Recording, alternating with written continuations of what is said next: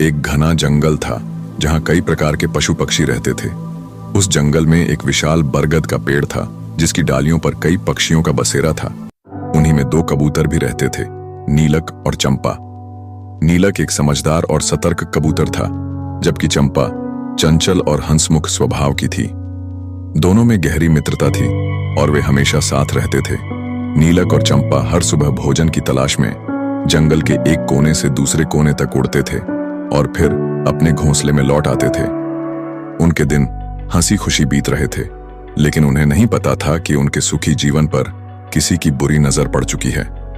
उसी जंगल में एक शिकारी भी आया करता था। वह जंगल में जाल बिछाकर पक्षियों को पकड़ता और फिर उन्हें बाजार में बेच देता। वह बहुत चालाक था और जानता था कि पक्षियों को कैसे फंसाना है। एक दिन उसने देखा कि नीलक और चंपा रोजाना उसी रास्ते से उड़ते हैं और कुछ समय के लिए एक खेत में रुकते हैं। उसने वहीं पर एक चालाकी भरा जाल बिछा दिया और उसमें चावल के दाने डाल दिए। उसे विश्वास था कि जैसे ही कबूतर उन दानों को खाने आएंगे वे जाल में फंस जाएंगे। सुबह सुबह नीलक और चंपा भोजन की तलाश में निकले। उन्होंने खेत में बिखरे हुए चावल के दाने देखे और खुश हो गए। नीलक ने तुरंत सतर्कता दिखाई और कहा, चंपा, ये कुछ अजीब सा लग रहा है। इतनी सारी चावल के दाने यहां खुले में क्यों पड़े हैं? चंपा हंसकर बोली, ओह नीलक, तुम हमेशा शक करते रहते हो। ये हमारे लिए एक सुनहरा अवसर है। चलो जल्दी से खा लेते हैं, वरना दूसरे पक्षी आ जाएंगे। नीलक को कुछ अजीब लग रहा था, लेकिन चंपा की बातों में आकर उसने भी चावल खाने का फैसला किया। जैसे ही उन्होंने चावल चुगने शुरू किए, शिकारी का जाल अचानक ऊपर उठ गया और दोनों कबूतर उसमें फंस गए। अब वे शिकारी के जाल में थे और बाहर निकलने की कोई राह नहीं दिख रही थी। नीलक और चंपा बहुत घबरा गए। चंपा ने रोते हुए कहा, नीलक, अब क्या होगा? हम इस जाल से कैसे बाहर निकलेंगे? नीलक ने अपनी घबराहट को काबू में रखते हुए कहा, घबराने से कुछ नहीं होगा चंपा, हमें कोई उपाय सोचना होगा। दोनों ने कई बार कोशिश की, लेकिन जाल इतना मजबूत था कि वे अपनी चोंच और पंजों से उसे काट नहीं पाए। इसी बीच शिकारी दूर से आता दिखा। वह अपने जाल में दो कबूतरों को फंसा देखकर बहुत खुश हुआ। आहा, आज तो मेरी किस्मत खुल गई, उसने मन ही मन कहा। अब शिकारी धीरे धीरे उनकी ओर बढ़ रहा था। नीलक बहुत समझदार था।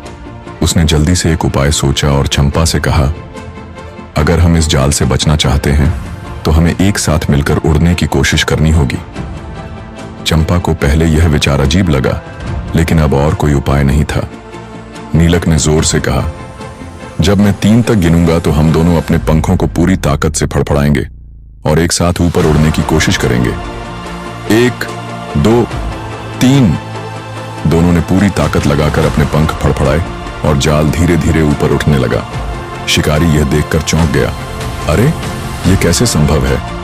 वह भागकर उनकी ओर आया, लेकिन तब तक नीलक और चंपा ने मिलकर जाल को हवा में उठा लिया और तेजी से उड़ने लगे। शिकारी ने उनका पीछा करने की कोशिश की, लेकिन कबूतर हवा में ऊंचाई पर जा चुके थे। अब उन्हें एक सुरक्षित स्थान चाहिए था जहां वे जाल से छुटकारा पा सकें।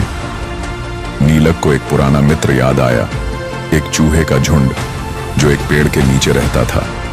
वे उस पेड़ के पास पहुंचे और जोर जोर से आवाज लगाई, मित्र चूहे, क्या तुम हमारी मदद कर सकते हो? कुछ ही देर में एक बूढ़ा चूहा बाहर आया। उसने कबूतरों को जाल में फंसा देखा और तुरंत समझ गया कि उन्हें मदद की जरूरत है। डरो मत, मैं और मेरे साथी तुम्हें इस जाल से आजाद कर देंगे। फिर सभी चूहों ने मिलकर अपने नुकीले दांतों से जाल को काटना शुरू किया। कुछ ही समय में जाल पूरी तरह कट गया और नीलक और चंपा आजाद हो गए। नीलक और चंपा बहुत खुश हुए और चूहों को धन्यवाद दिया। नीलक ने कहा, आज हमने एक बहुत महत्वपूर्ण सीख ली, एकता में शक्ति होती है। अगर हम मिलकर कोई भी समस्या का सामना करें तो कोई भी हमें नहीं हरा सकता। चंपा ने भी सहमति जताते हुए कहा, और हमें हमेशा सतर्क रहना चाहिए। लालच में आकर हमें बिना सोचे समझे कोई भी कदम नहीं उठाना चाहिए। दोनों कबूतर अब पहले से भी ज्यादा समझदार हो चुके थे। वे अपने घोंसले में वापस लौटे और एक नए जीवन की शुरुआत की। इस कहानी से हमें 3 महत्वपूर्ण बातें सीखने को मिलती हैं। 1, एकता में शक्ति होती है।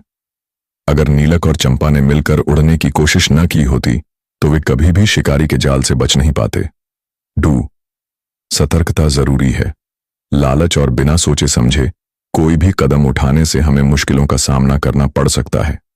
3, मित्रता सबसे बड़ी ताकत है। चूहों ने अपनी निस्वार्थ मित्रता दिखाकर कबूतरों की जान बचाई। अगर हम भी इन शिक्षाओं को अपने जीवन में अपनाएं तो किसी भी मुश्किल से बाहर निकल सकते हैं।